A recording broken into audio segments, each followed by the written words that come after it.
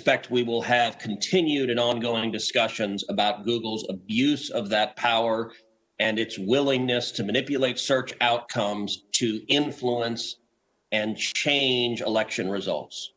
Mr. Dorsey, does Twitter have the ability to influence elections? No. You don't believe Twitter has any ability to influence elections? No, we are one part of a broad spectrum of communication channels that people have. So you're testifying to this committee right now that Twitter, when it silences people, when it censors people, when it blocks political speech, that has no impact on elections? People have choice of other communication channels with which.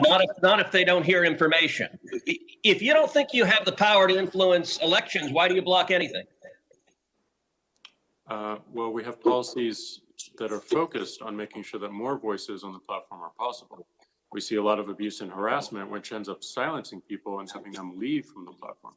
All right, Mr. Dorsey, I find your opening questions, your opening answers absurd on their face. But let's talk about the last 2 weeks in particular. As you know, I have long been concerned about Twitter's pattern of censoring and silencing individual Americans with whom Twitter disagrees. But 2 weeks ago, Twitter, and to a lesser extent, Facebook, crossed a threshold that is fundamental in our country. 2 weeks ago, Twitter made the unilateral decision to censor the New York Post in a series of 2 blockbuster articles, both alleging evidence of corruption against Joe Biden, the first concerning Ukraine, the second concerning communist China. And Twitter made the decision, number one, to prevent users, any user, from sharing those stories. And number two, you went even further and blocked the New York Post from sharing on Twitter its own reporting. Why did Twitter make the decision to censor the New York Post? We had a hack materials policy that we. When was that policy adopted? In 2018, I believe. In 2018, go ahead. What was the policy? So the policy is around limiting the spread of materials that are hacked. We didn't want Twitter to be a distributor for hack materials.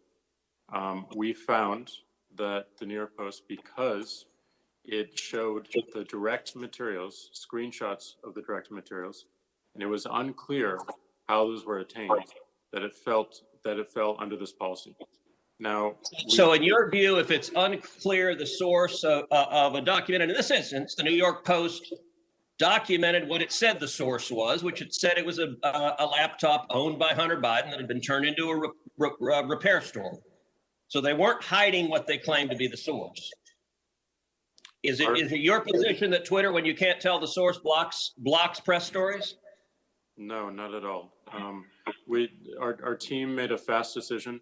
The enforcement action, however, of blocking URLs, both in tweets and in DM, in direct messages, we believe was incorrect. And we changed it. Today, right now, the New York Post is still blocked from tweeting 2 weeks later.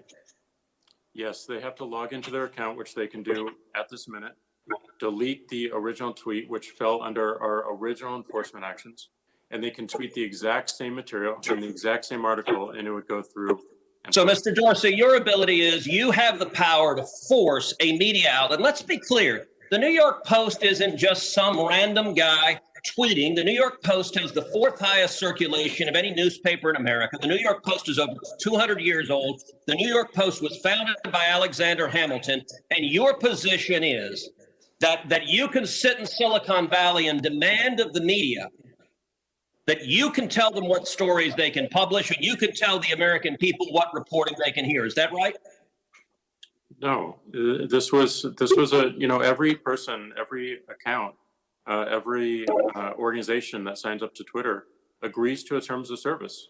Terms of service is so published. Media outlets must genuflect and obey your dictates if they wish to be able to communicate with readers. Is that right? No, not at all. We recognized an error in this policy, and specifically the enforcement. You're still blocking their posts. You're still blocking their posts. Right now, today, you're blocking their posts. We're not blocking the post. Anyone can tweet. Can the New York Post post on their Twitter account? If they go into their account. No is your answer to that. unless they genuflect and agree with your dictates. Let me ask you something. You claimed it was because of a hacked materials policy. I find that facially highly dubious and clearly employed in a deeply partial way. Did Twitter block the distribution of the New York Times' story a few weeks ago that purported to be based on copies of President Trump's tax returns? We didn't find that a violation of our terms of service and this policy in particular because it was reporting about the material. It wasn't distributing the material. Okay, well, that's actually not true. They posted what they purported to be original source materials, and federal law, federal statute makes it a crime, a federal felony, to distribute someone's tax returns against their knowledge. So that material was based on something that was distributed in violation of federal law, and yet Twitter gleefully allowed people to circulate that. But when the article was critical of Joe Biden, Twitter engaged in rampant censorship and silencing. And again, we recognized errors in that policy. We changed it within 24 hours. This is. But you're still blocking the New York Post. You haven't changed it. We have changed it. They can log into their account, delete the original tweet. You forced a Politico reporter to take down his post about the New York Post as well. Is that correct? Within that 24-hour period, yes. But we, as the policy has changed, anyone can tweet. So Twitter takes the view you can censor the New York Post, you can censor Politico, presumably you can censor the New York Times or any other media outlet. Mr. Dorsey, who the hell elected you and put you in charge of what the media are allowed to report and what the American people are allowed to hear? And why do you persist in behaving as a Democratic super PAC, silencing views to the contrary of your political beliefs? Let's give Mr. Dorsey a few seconds to answer that, and then we'll have to conclude this segment. Well, we're not doing that, and this is why I opened this hearing with. It's pretty obvious, but would you say that the political ideology of the employees of your company is, let's say 50-50, conservative versus liberal progressive, or do you think it's closer to 90% liberal, 10% conservative? We'll start with Mr. Dorsey. As you mentioned, I don't know the makeup of our employees because it's not something we ask or focus on. But just what do you think off the top of your head based on your chat rooms and kind of the people you talk to? Not something I look for or look at. Right. Okay, Mr. Pichai. Senator, we have over 100,000 employees. For the past 2 years, we have hired greater than 50% of our workforce outside California. It does tend to be proportionate to the areas where we are in, but we have 1 million message boards at Google. We have groups like Republicans at, Liberals at, Conservatives at, and so on. And we have definitely made an effort to make sure people of all viewpoints are welcome. So again, you want to, Mr. Zuckerberg, will you answer the question honestly? Is it 90-10 or is it 50-50? Which is it closer to? Senator, I don't know the exact number, but I would guess that our employee base skews left-leaning. Thank you for that honesty. Mr. Dorsey, you started your opening comments that you think that people don't trust you. I agree with that. We don't trust you. You all say you're fair and you're consistent, you're neutral, you're unbiased. Mr. Dorsey, I think the most incredible answer I've seen so far in this hearing is when Senator Cruz asked, does Twitter have the ability to influence elections? Again, does Twitter have the ability to influence elections? You said no. Did you stick with that answer that you don't even believe? And let's face it, you all believe that Russia has the ability to influence elections or interfere by using your social platforms. Mr. Dorsey, do you still deny that you don't have the ability to influence and interfere in our elections? My answer was around people's choice around other communication channels. No, your answer was, the question was, does Twitter have the ability to influence elections? You said no.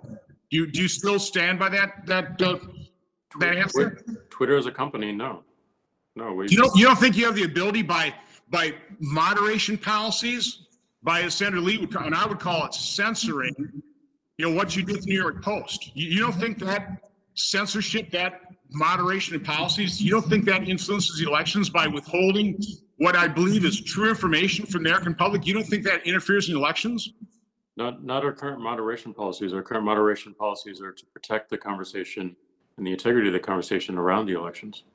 Okay, for both Mr. Zuckerberg and Dorsey, who censored the New York Post stories or throttled them back, do either one of you have any evidence that the New York Post story is part of Russian disinformation, or that those emails aren't authentic? Do any of you have any information whatsoever they're not authentic, or that they are Russian disinformation? Mr. Dorsey, We don't. you have no. So why would you censor it? Why did you prevent that from being disseminated on your platform that is supposed to be for the free expression of ideas, and particularly true ideas? We believed it fell afoul of our hacking materials policy. We judged in the Well, what moment. evidence did you have that it was hacked? They weren't hacked. We judged in a moment that it looked like it was hacked materials You were wrong. surfacing, and we updated our policy and our enforcement within 24 hours. Mr. Zuckerman? Mr. Zuckerberg? Senator, as I testified before, we relied heavily on the FBI's intelligence and alerts to us, both through their public testimony and private briefings and alerts they gave us. Did the FBI contact you and say the New York Post story was false? Senator, not about that story specifically, Why did you but throttle in it back? general. Why did you throttle it back? They alerted us to be on heightened alert around a risk of hack and leak operations, around a released trove of information. Evidence.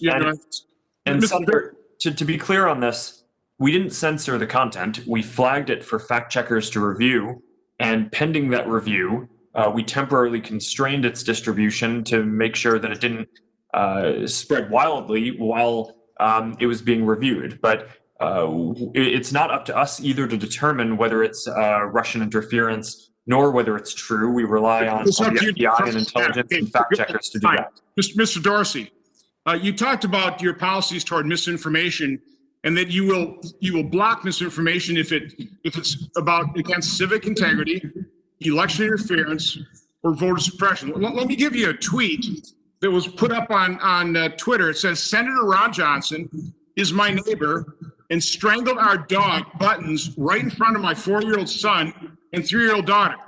The police refuse to investigate. This is a complete lie, but important to retweet and note that there are more of my lies to come. Now, we contacted Twitter and we asked them to take it down, and here's the response. Thanks for reaching out. We escalated this to our support team for their review, and they have determined that this is not a violation of our policies.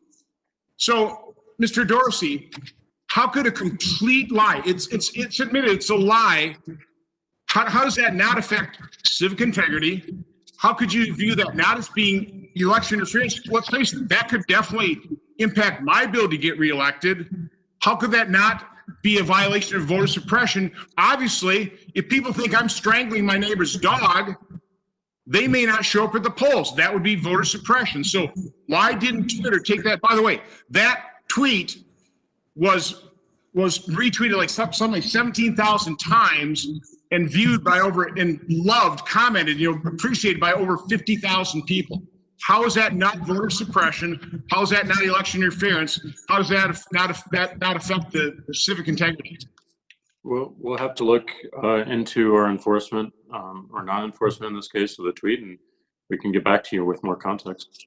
So, Mr. Zuckerberg, in that same June hearing, real quick, Mr. Dorsey, you referred to that June hearing with Stefan Wolfgram, had all kinds of good ideas. That's 16 months ago. Why haven't you implemented any of those transparency ideas that you thought were pretty good 16 months ago? Well, he was talking about algorithmic choice, and we have implemented one of them, which is we allow people to turn off the ranking of our timeline.